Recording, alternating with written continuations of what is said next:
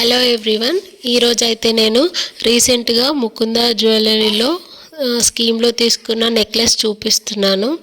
ఇది నా recent purchase. ఇది 2-in-1 నెక్లెస్. మీలో ఎవరికైనా ఇది యూజ్ అవుతుందని ఈ వీడియో చేస్తున్నాను.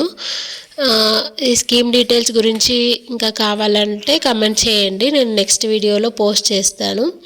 ఇదైతే యూ షేప్లో ఉన్న నెక్లెస్, చాలా బాగుంటుంది. యాక్చువల్గా ఇది డిటాచబుల్ లేదు, నేను డిటాచబుల్ చేయించుకున్నాను, కస్టమైజేషన్ ఆర్డర్ ఇచ్చి చేయించుకున్నాను.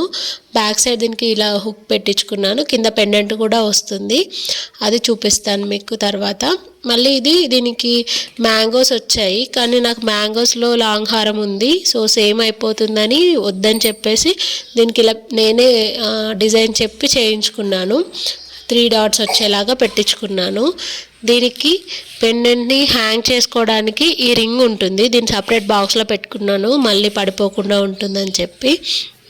దీనికి కావాలంటే పైన ఒకటే చోకర్ లాగా పెట్టొచ్చు, ఇది నెక్లెస్గా కూడా పెట్టుకోవచ్చు. ఇంక ఇలా పెడితే దగ్గరికి పెడితే ఇలా ఉంటుంది. యాక్చువల్ నెక్లెస్ లుక్ అనేది నేను లాస్ట్లో యాడ్ చేస్తాను, మధ్యలో ప్రీవియస్ క్లిప్లో కూడా యాడ్ చేశాను సైడ్కి.